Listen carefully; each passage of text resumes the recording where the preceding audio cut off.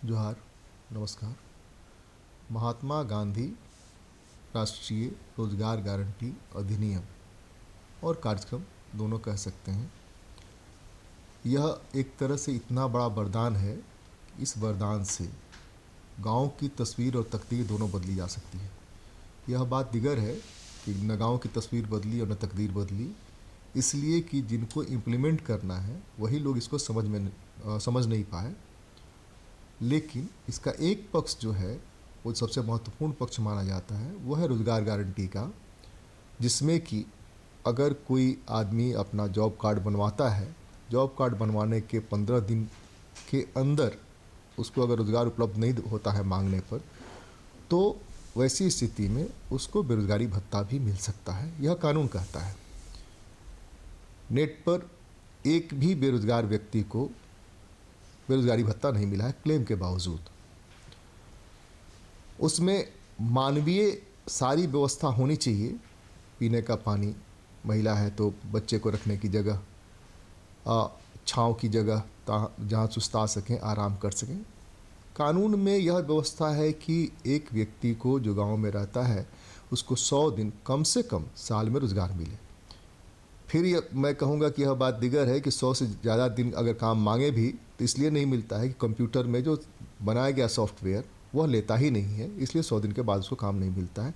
और झारखंड को अगर देखें तो मैक्सिमम 35 से 45 दिन का औसत आता है। अब जबकि जुडिशियरी भी नालसा, झालसा और डीएलएसए के माध्यम से इस तरह के कानूनों में लगातार हस्तक्षेप कर रही है कि लोगों को उसका लाभ मिले ही, तो अगर आपको लाभ नहीं मिलता है तो आपको लाभ कैसे मिलेगा? जिला विधिक सेवा प्राधिकार, राज्य विधिक सेवा प्राधिकार आपको कैसे इसमें मदद कराएगा? कानून की बात में आज इसी मुद्दे पर चर्चा करेंगे। इसके साथ ही आप सबको नववर्ष की शुभकामना भी देंगे और नववर्ष में हम यह उम्मीद करेंगे कानून जो जो कहता है वह सब कुछ आप हासिल कर सकें। नहीं हासिल कर सकें तो डीएलएसए के सेक्रेटरी साहब बताएंगे, अभी परिचय कराऊंगा मैं, कि कैसे उनके माध्यम से हासिल कर सकते हैं और हासिल कराने में वे सब कैसे मदद कर सकते हैं। तो आइए मेहमानों से परिचय कराएं। मेरी बाईं ओर राजेश कुमार जी हैं जो जिला विधिक सेवा प्राधिकार के सचिव हैं, नमस्कार। मेरे ठीक सामने कीर्ति नारायण सिंह जी हैं जो पैनल लेयर हैं, नमस्कार। तो आरंभ करता हूँ कि यह है क्या, मनरेगा क्या है? ये गरीबी उन्मूलन योजना जो सरकार के द्वारा चलाई जा रही है, उसी के तहत एक मनरेगा है, महात्मा गांधी रोजगार गारंटी स्कीम्स है। ये 2005 में सेंट्रल गवर्नमेंट के द्वारा लाया गया था जी। इसमें यह गारंटी दी गई है कि कम से कम जो ग्रामीण क्षेत्र के युवा हैं उनको 100 दिन का रोजगार उपलब्ध कराया जाएगा। और इसके लिए इसकी प्रक्रिया है कि जो युवा हैं वो जाएं अपने ग्राम पंचायत में आवेदन दें। आवेदन देने के बाद उनका एक इंक्वायरी होगा और फिर वो ग्राम पंचायत इंक्वायरी करके जॉब कार्ड उपलब्ध कराएगी। जॉब कार्ड उपलब्ध होने के उपरांत वो अपना एक आवेदन पंचायत में या रोजगार कार्यक्रम पदाधिकारी होते हैं हर पंचायत में, उनको देंगे और वहाँ से फिर उनको आवेदन देने के 15 दिन के अंदर उनको रोजगार उपलब्ध कराया जाएगा। बिल्कुल। तो ये एक प्री कंडीशंस है और उसमें कोई भी काम अगर स्टार्ट करना है तो उसके लिए कम से कम 10 लोग की आवश्यकता होती है, क्योंकि इसमें डिफाइन किया गया है कि क्या क्या काम इसमें होगा। जैसे सिंचाई से संबंधित होगा, फिर आपका रोड वगैरह ग्रामीण क्षेत्र में नहीं बन रहा है, का काम हो सकता है, बाड़ी का काम हो सकता है। 10 लोगों की ज़रूरत होती है तो उस आधार पर काम स्टार्ट किया जाएगा और उसमें उनको कम से कम जो है सो 14 दिन उनको लेना होगा और 14 दिन का एक दिन इसमें महीने में और सप्ताह में 6 दिन कम से कम उनको काम करना का ये देना होगा आवेदन में। उसके बाद ये जो मजदूरी उनको मिलेगी जो सरकार के द्वारा समय समय पर निर्धारित है, न्यूनतम मजदूरी वो उनको दिया जाएगा। कीर्ति, वो ये बताइए कि आपके यहाँ मनरेगा से संबंधित कोई शिकायत आप लोगों को हैंडल करने का मौका मिला? कोई शिकायत आई है डीएलएसए में? हम लोग डीएलएसए की तरफ से जो है हमारे यहाँ 7 स्कीम का प्रोग्राम है जो अब 9 स्कीम हो गया है। इसके तहत हम लोग हर पंचायत में पहले ब्लॉक स्तर पे जो है सेक्रेटरी साहब के माध्यम से हम लोग को भेजा जाता था। सभी ब्लॉक में जाकर हम लोग जो है अवेयरनेस करते थे। अब वो हम लोग पंचायत स्तर पे चले गए। तो जो जॉब कार्ड वगैरह बनता है उसमें किसी को किसी प्रकार की परेशानी होती है तो वो आवेदन हमारे पीएलवी को वहीं पे देते हैं, या हम लोग जिस समय अवेयरनेस के लिए जाते हैं तो ऑन स्पॉट हम लोग को भी दिया जाता है। तुरंत हम लोग सेक्रेटरी साहब के माध्यम से वहाँ पे भिजवाते हैं और वहाँ से फिर बीडीओ सीओ वैसे करके सेक्रेटरी साहब के यहाँ से जाता है और तुरंत उसका निवारण होता है और जॉब कार्ड भी जल्दी बनता है। तो ऐसा देखने को मिला है कि कई आम तौर पर आपकी जो पहुंच है वहाँ पर किस तरह की शिकायतें आती हैं कि कभी कभी कुछ बोलते हैं कि सर हमारा पेमेंट जो है नहीं मिल पाया है। उसका आवेदन देते हैं तो उसको हम लोग निवारण के लिए तुरंत लिख कर देते हैं और उसका निवारण होता है। फिर पेमेंट हम लोग उसको करवाते हैं। पेमेंट के लिए ही ज़्यादातर आता है कि कभी कोई बोलते हैं कि हमारा कुछ दिन का पेमेंट रुका हुआ है, कभी कुछ महिलाएं बोलती हैं कि पेमेंट रुका हुआ है। ये ऐसा ही शिकायत देखने को मिलता है। पेमेंट इसमें 2 तरह का, एक पेमेंट है कि काम किया उसका पेमेंट, एक पेमेंट है कि उसने काम मांगा, काम नहीं मिला तो बेरोजगारी भत्ता मिला। नहीं, वो उनका है कि हम काम किए, रोड जैसे रोड से संबंधित उनसे काम लिया गया मनरेगा के तहत, तो कुछ काम पेमेंट रुका तो उसके लिए शिकायत है कि सर मेरा पेमेंट रुक गया है। उसके लिए आवेदन आता है और उसका वहीं पे त्वरित कार्रवाई होता है। खासकर हम लोग ये जो कंप्लेंट्स आपके पास आए, आपने इंडोर्स किया तो आपने ये मॉनिटर किया कि उनको मदद मिली कि नहीं मिली, जिन्होंने कंप्लेन किया उनको सचमुच में राहत मिली कि नहीं मिली? हाँ सर, राहत मिली है। मिली, हाँ, उसका हम लोग के पास अपना डाटा भी है। नहीं, वो तो होगा। मैं आपसे, चूंकि आपके पास कंप्लेन आया तो यहाँ हम तो दर्शकों को ये बताएंगे ना, कंप्लेन आपके पास लाएंगे तो लाने का कोई मकसद है जी, नहीं तो कंप्लेन ही लेके नहीं आएंगे। हाँ, कंप्लेन आता है, उसका निवारण होता है। मैं इसमें कहना चाहूँगा कि हमारे पीएलवीज हर ब्लॉक में और वो हमेशा उनकी सिटिंग है वहाँ पे। पहले तो ये अवेयरनेस प्रोग्राम होता है पंचायत लेवल में, उनको आइडेंटिफाई कर लेते हैं लोग कि इनका ये प्रॉब्लम है और पीएलवी लगातार उनसे संपर्क में रहते हैं। उनका एप्लीकेशन लेकर के हमारे पास आते हैं, फिर हम लोग बीडीओ साहब को फॉरवर्ड करते हैं और पीएलवीज और पैनल लॉयर उस ब्लॉक के वो मॉनिटर करते हैं। और हम लोग इसमें काफ़ी, आप वीडियो को रेफर करते हैं या डीसी को रेफर करते हैं, डीडीसी को रेफर करते हैं? नहीं, उसको फिर हम लोग मॉनिटर करते हैं कि इसको मिला कि नहीं, लाभ मिला कि नहीं, आखिर फाइनली जो लाभुक हैं उनको लाभ मिला कि नहीं, ये हम लोग इंश्योर करते हैं। 7 स्कीम में यही दिया गया है कि आइडेंटिफाई करना कि उनको क्या क्या समस्या है। गरीबी उन्मूलन से एक ही नहीं, मनरेगा ही नहीं, बहुत सारी समस्याएं हैं। गरीबी जो होता है बहुआयामी है जी, जैसे रोजगार का है, घर का है, स्वास्थ्य से संबंधित है, बहुत तरह का ऋण वगैरह उपलब्ध कराना उनको रोजगार के लिए, मान ली बैंक से वो लेना चाहे तो उस तरह से हमारे पीएलवी लगे रहते हैं।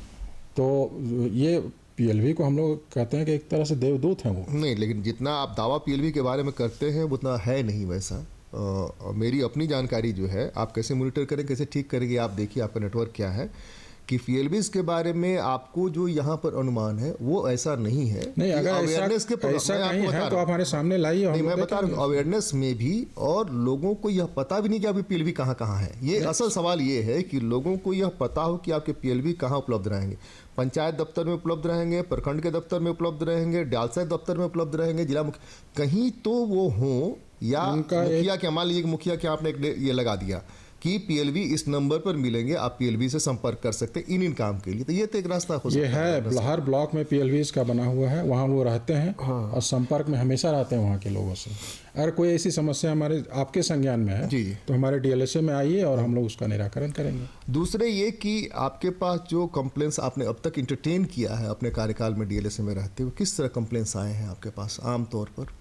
आमतौर पे ये जैसे इंदिरा आवास में कुछ नहीं, मनरेगा के बारे में, मनरेगा में जॉब कार्ड से संबंधित है। जॉब कार्ड मिला, जॉब कार्ड नहीं बनता है, या जॉब कार्ड बना काम नहीं मिला, काम नहीं मिला तो उनको पेमेंट नहीं हुआ, काम लिया गया तो पेमेंट नहीं हुआ, इसी तरह के मामले इसमें ज़्यादातर आते थे। अच्छा, इसमें अगर उसको काम नहीं मिलता है तो मुआवजे का प्रावधान तो है ही आपके यहाँ, मैंने एज पर एक्ट। दूसरा प्रावधान ये है कि मजदूरी नहीं मिलती है तो जो गरीबी उन्मूलन का उद्देश्य है कि मनरेगा से उसका पलायन भी रोकेंगे, उसकी गरीबी भी रोकेंगे, उसका कुपोषण भी रोकेंगे, तो अगर समय पर भुगतान या with in A weekly payment नहीं हो रहा है या पखवाड़ा पेमेंट नहीं हो रहा है, तो आप तो जानते हैं मजदूर जो कमाता है वही खाता है। क्या सिचुएशन क्या है आपके जिले में, रांची जिले के बारे में अगर माने तो सिचुएशन जो भी हमारे पास पीएलवी कि नेट जो बताता है आंकड़ा डीसीज के द्वारा भेजा हुआ बहुत ही भयावह है, उसके हिसाब हमारे से पास जो भी हम लोगों ने आइडेंटिफाई किया है, जो भी हमारे पास आए हैं संपर्क में अवेयरनेस के थ्रू या पीएलवी के थ्रू आते हैं, तो उनका हम लोग निराकरण करते हैं उसमें। जब अगर कोई ऐसा मामला हमारे डीएलएसए में कुछ आता है तो हमारे पीएलवी और पैनल लॉयर उसमें लगते हैं और कराते हैं। आप जो ये ब्लॉक्स में या पंचायत में गए अवेयरनेस प्रोग्राम में, तो आपको किस तरह की अवेयरनेस की कमी रही? मनरेगा के बारे में लोग कितना जानते हैं और क्या नहीं जानते हैं? आप जहाँ गए आपको बताने की ज़रूरत पड़ी। मनरेगा को करीब करीब हमको लगता है लगभग 10 साल हो गए, लगभग 10 साल हो गए। 10 साल में मनरेगा गांव-गांव के हर व्यक्ति के पास पहुंचना चाहिए, मोटा मोटी जानकारी तो उसको होनी चाहिए। तो आपको क्या लगा वहाँ पर, किस तरह का अवेयरनेस नहीं है लोगों में? अब हम लोग जब भी अपना अवेयरनेस प्रोग्राम जहाँ भी किए हैं, जिस भी पंचायत में गए हैं या जो है ब्लॉक में गए हैं, वहाँ पे हम लोग को ये अमूमन देखने को मिला है कि करीब करीब जो भी सवाल हम लोग से पूछे जाते हैं या जो भी अपना उनका क्वेरी रहता है उसको हम लोग तुरंत बताते हैं, करते हैं। लेकिन मनरेगा से संबंधित ऐसा कोई बहुत शिकायत जो है नहीं, शिकायत नहीं, अवेयरनेस की किस लेवल पर कमी है, किस तरह का अवेयरनेस नहीं है जो आपको बताने की जरूरत पड़ी, या सघन रूप से सरकार को लगना चाहिए उसके बारे में बताने की? हमारे यहाँ तो हम लोग को तो सर एक रूटीन है, एक रूटीन वर्क है जो हमारे यहाँ एक रूटीन दिया गया है कि आपको इस रूटीन में इतना अवेयर करना है लोगों को, तो हम लोग उसी रूटीन के तहत कार्य करते हैं। उसके जो वृहद तरह से जो योजनाएं हैं उससे हम लोग यहाँ गड़बड़ ये हो जाएगा ना कि आप रूटीन अगर उसको बना दीजिएगा तो खाना पूर्ति हो जाएगी। और डीएलए से खाना पूर्ति अगर करे, मैं तो नहीं मानता। मैं तो प्रोग्राम 2 साल से इसीलिए कर रहा हूँ कि खाना पूर्ति नहीं है। सचमुच में उन लोगों को जिनको कानून का लाभ मिलना चाहिए, नहीं मिला तो आपसे मिल जाएगा। हम यही कहते भी हैं, हर बार यही कहते हैं। हमारा डीएलए से पूर्णतः जो है मनरेगा के लिए केंद्रित नहीं, हमारा डीएलए हम समझ गए, जो स्कीम तो हम समझ गए, जो 9 स्कीम है, 7+9 है या फ्री लीगल एड, वो तो हम समझ गए, यही बताते भी रहे हैं। 2 साल से यही तो कर रहे हैं ना। मतलब हम लोग लग रहा है मुद्दे से भटक नहीं, एकदम हम नहीं भटक रहे, हम एकदम मनरेगा पर कंसंट्रेट। कानून की बात में हम लोग जो यहाँ आए हैं, कानून ये है कि जो भी लाभकारी योजना है उसके बारे में दर्शकों को बताएं। बिल्कुल। तो आप जो है बताइए कि क्या क्या योजना है, लाभकारी योजना, इसके बारे में बताइए। हमारे यहाँ जो है जो भी लाभकारी, जिसमें सबसे पहले जो हम जैसे सबसे पहले छोटे बच्चे हैं उनको अगर स्कूल नहीं भेजा जा रहा है तो हम लोग नहीं वो अभी मनरेगा में नहीं बताइए, वो दूसरा है लाभकारी योजना, जो 9 स्कीम है उसको नहीं बताइए। मनरेगा में क्या क्या होना चाहिए जहाँ पर काम हो रहा है वो बताइए। जैसे मनरेगा के तहत अगर ये सिंचाई का कार्य में कहीं मजदूर को लिया जा रहा है, तो अगर किसी प्रकार से किसी मजदूर को या कोई अवेयर नहीं है, जागरूक नहीं है कि आपको पैसा मिलता है, आप काम लें, आपके लिए रोजगार की सुविधा है, आप बाहर ना जाए यहाँ से, उसके लिए हम लोग वहाँ अवेयर करते हैं कि आपके लिए ये सुविधा है यहाँ पे। अगर आप इस बात को नहीं जानते हैं तो हमारे आप बताइए कि वो क्या क्या है कि वहाँ पर कार्यस्थल में है। जैसे कोई महिला को अगर जॉब कार्ड मिला और उससे काम लिया जा रहा है तो महिलाओं के लिए एक अलग तरह की व्यवस्था वहाँ पे हो। उनके साथ अगर बच्चे हैं तो बच्चे को 6 साल से 6 वर्ष से कम के हैं उनकी एक अलग व्यवस्था होगी, और काम के दौरान उनको एक समय अवधि मिलेगा कि बच्चे को वो देख सकें। उसके बाद स्वास्थ्य से संबंधित भी ये देखना है सरकार को, इसमें फर्स्ट एड बॉक्स रखना है वहाँ पर, वो सब रखना है। स्वास्थ्य से संबंधित देखना, अगर कोई हर्ट कर जाता है, किसी इंजरी होती है तो इमीडिएट उसका ट्रीटमेंट होता है। ड्यूरिंग कोर्स ऑफ जो एम्प्लॉयमेंट अगर वो मृत्यु होती है तो उसका कंपनसेशन भी सरकार देती है। बिल्कुल। तो और कंपनसेशन के लिए हमारे डीएलएसए में भी कई ऐसे आवेदन आए हुए हैं कि ऐसे ऐसे हुआ है तो इनको कंपनसेशन दिया जाए। तो हम लोग विक्टिम कंपनसेशन एक्ट के तहत उनको रिहेबिलिटेट भी करते हैं। तो ये सब कनेक्टेड मैटर है उसमें।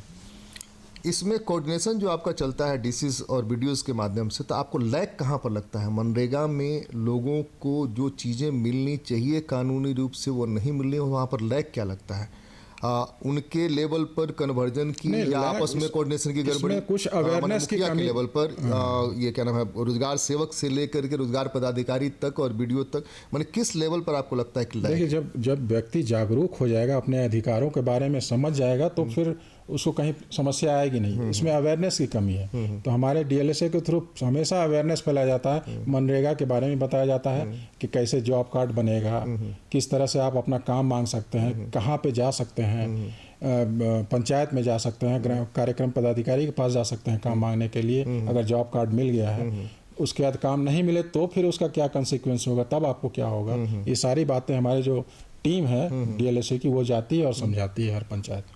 तो आपकी टीम जो जाती है प्राय इन्फॉर्म करके जाती है कि हम इस दिन आने वाले हैं, ताकि या ब्लॉक डे जो इस दिन होता है उस दिन नहीं, कैसे है? इसमें हम लोग चूंकि महीने में हम लोगों को कवर करना है पूरे जिला को, तो एक हमारा एक रूट चार्ट बनता है और प्रायर इन्फॉर्मेशन बीडीओ सीओ साहब को दिया जाता है कि इसको पंचायत लेवल में जा करके आप लगाइए। तो हमारी टीम जाती है, हमारी गाड़ी है, हमारे पीएलवीज हैं, पैनल लॉयर्स हैं, कुछ एनजीओज भी हैं। तो ब्लॉक मुख्यालय में करते हैं, पंचायत पर ना जाते हैं? पंचायत में। अब पहले तो हम लोग ब्लॉक में किए, अब हम पंचायत में जा रहे हैं। तो पंचायत में जाते हैं या ब्लॉक में जाते हैं तो कितनी संख्या लगभग होती है लोगों की जो ये सुनने आते हैं कि डीएलएसए की टीम आई है? लगभग 20, 25, 50? 25 क्या 100, 150, 200 ऊपर पहुंच जाते हैं। पंचायत में हमारा ज़्यादा इफेक्टिव ये कार्यक्रम हो रहा है अवेयरनेस। और हर जो है प्रोग्राम में हम लोगों को कम से कम 20 से 25 आवेदन, और हम लोग आइडेंटिफाई भी करते हैं जिनको समस्या है मनरेगा से ही संबंधित, तो उनका हम लोग आवेदन वहीं ऑन द स्पॉट लेते हैं और ये लोग लेकर के हमारे डीएलएसए में आते हैं और उस पर हम लोग बात करते हैं कैसे किया जाए इस पर।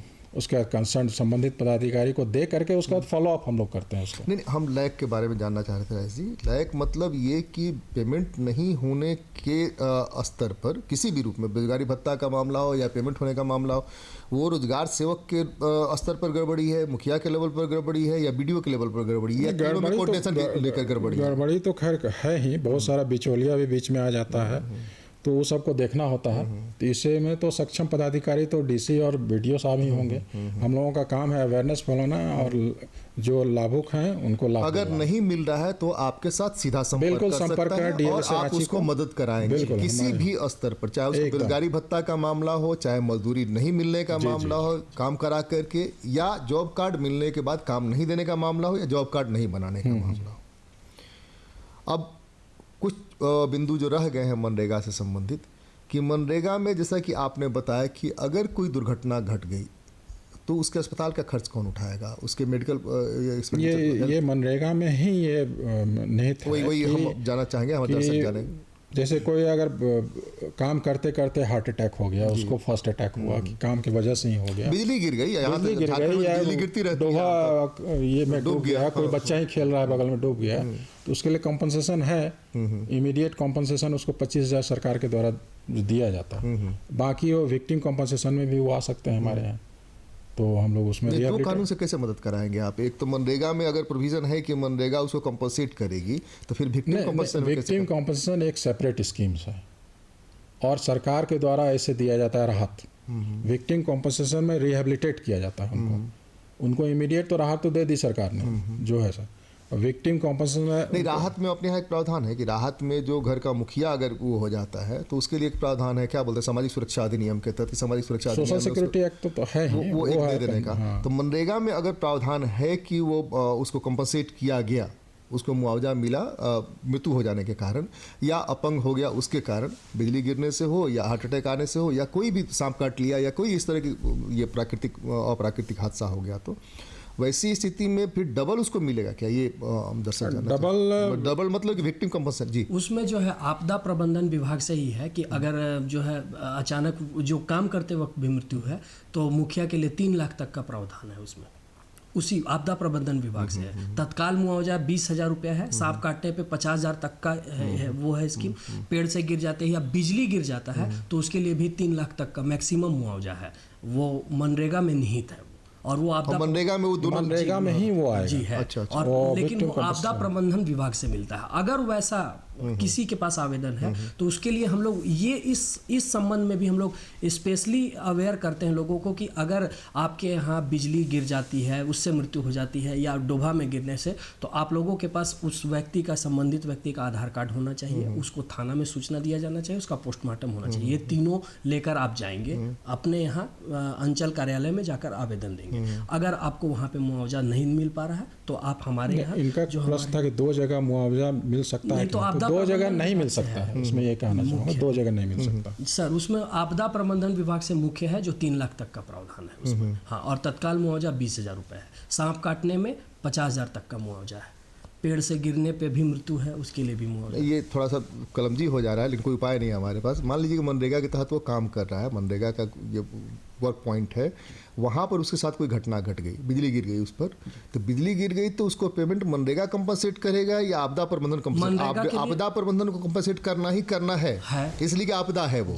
लेकिन मनरेगा में कंपनसेशन का प्रावधान है कि नहीं? अगर है तो 2 प्रावधान होगा क्या, जैसे कि जैसा बता रहे हैं? उसमें है क्या कि जैसे वो रिहेबिलिटेशन तो एक ही बार ना होगा किसी का, तो वो क्लियर होना चाहिए, तो लोग परेशान हो जाएंगे, लोग परेशान हो जाएंगे। रिहेबिलिटेशन अगर नहीं वहाँ मिल रहा है तो वो हमारे पास भी आ सकते हैं, ताकि रेफर करेंगे हम, फिर वहीं फिर बात करवाएंगे, उनको दिलवाएंगे जो एज पर रूल जो है मनरेगा के तहत वो मिलेगा उनको।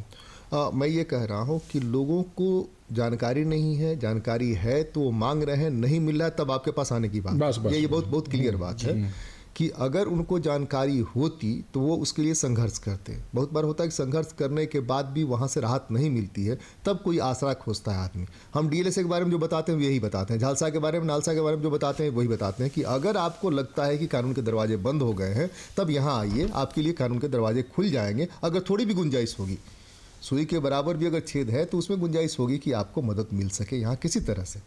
तो इसीलिए हम मनरेगा के बारे में अपने दर्शकों को यह बताना चाहते हैं कि काम तो इसमें बहुत सारे हो रहे हैं। कैसे हो रहे हैं, क्या हो रहे हैं, उससे चीज़ें बदली भी हैं। जिस पैमाने पर चाहिए उस पैमाने पर नहीं बदली है तो वो सरकार का आउटलुक है, हम लोग चीज़ें, लेकिन एज पर एक्ट जो उसको मिलना चाहिए, इसलिए कि एक्ट पर हम एक्ट में ये है प्रावधान क्लियर कट है कि जो दुर्घटना हो गया तो उसमें मृत्यु हुई या अपंगता हुई, विकलांगता, तो 25,000 उनको कंपनसेशन उसी समय मिलेगा उनको, रोजगार गारंटी के तहत। ये उसमें निहित है।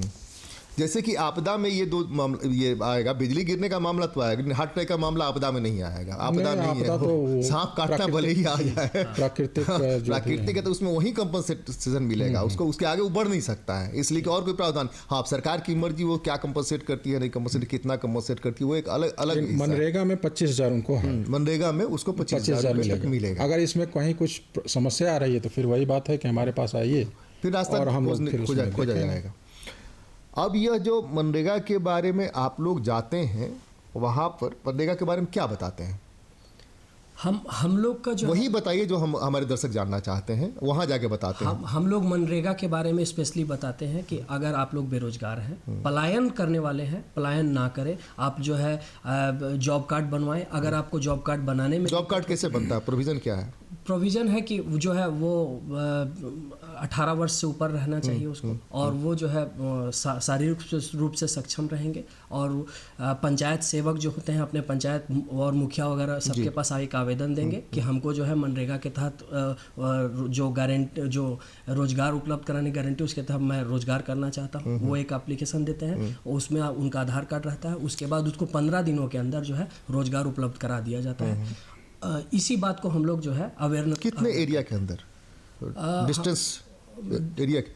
डिस्टेंस तो जो 3 किलोमीटर के अंदर विदिन पंचायत, विदिन 5 किलोमीटर ना 3 किलोमीटर, 5 किलोमीटर, हमको लगा 3 किलोमीटर, खैर देख लेंगे। 5 या 3 किलोमीटर के अंदर ही आपको रोजगार उपलब्ध का, जहाँ तक हमको ध्यान है। जी आगे तो वो वही है, वो अपना जो है रोजगार के लिए देते हैं, और उसके बाद 15 दिनों के बाद जो अपने यहाँ के जो पंचायत सेवक रहते हैं और वो उसको रोजगार उपलब्ध कराते हैं। यही हम लोग का कहना है। आप जैसा बताइए, हमारे पास समय कमी है, आप बताइए मनरेगा के तहत अगर कोई कंप्लेन है तो हमारे दर्शक जो सुन रहे हैं, जो मनरेगा के लाभुक हैं, उनको क्या करना चाहिए? मनरेगा के तहत कोई अगर कंप्लेन है, अगर आप सक्षम नहीं है कि हमारे डीएलएसए में आ सके, तो हमारे वहाँ PLVs हैं आपके ब्लॉक के एरिया में, आप डायरेक्ट PLVs के कांटेक्ट में आइए, हमारे पारा लीगल वॉलंटियर उसको कहते हैं, और वो जो है आप से आवेदन लेंगे या आप उनको आवेदन दीजिए, वो हमारे पास आएंगे, हम उनको उस पर समीक्षा करेंगे कि ये कहाँ पे जा कर के आपको कैसे रिलीफ दिलाया जाए। उस पर फिर हम लोग वो सक्षम पदाधिकारी पास भेजेंगे और उसको मॉनिटरिंग करके आपको जो कानूनी रूप से जो लाभ दिलाना है वो लाभ दिलाएंगे। मनरेगा कुल मिलाकर के, जैसा कि शुरू में ही हमने बताया कि मनरेगा आपको रोज़गार की गारंटी करता है कि साल में आपको 100 दिन रोज़गार मिलेगा ही मिलेगा, और संसद से पास यह कानून कई लाभ के लिए है। तो अगर कहीं किसी भी तरह की परेशानी आपको हो रही है और उस परेशानी का हल आप नहीं कर पा रहे हैं, वैसी स्थिति में जैसा कि जज साहब ने बताया, डीएलएसए के सेक्रेटरी ने, कि आप पड़ोस के आपके पास जो भी नज़दीकी पीएलवी है, पैरालीगल वॉलंटियर, आप उनसे संपर्क करिए। अनुमंडल में भी इस तरह की व्यवस्था है सार्वजनिक जी, सेवा जी, प्राधिकार की, तो अनुमंडलीय कोर्ट जो है वहाँ भी जा सकते हैं। नहीं, अगर कहीं भी पार नहीं लगता है, कोई भी आपको मदद नहीं करता है, सीधा रुख करिए रांची का। रांची कोर्ट में डीएलएसए का ऑफिस है, वहाँ सेक्रेटरी साहब के पास जाइए, पैनल लेयर रहेंगे वहाँ पर। आप आपका कंप्लेन भी लिखवाएंगे और कंप्लेन तुरंत इंटरटेन करेंगे और जितना जल्दी होगा उतना जल्दी राहत दिलाने की कोशिश करेंगे। फिर नए साल की शुभकामना के साथ आप सबको बहुत बहुत जोहार, नमस्कार।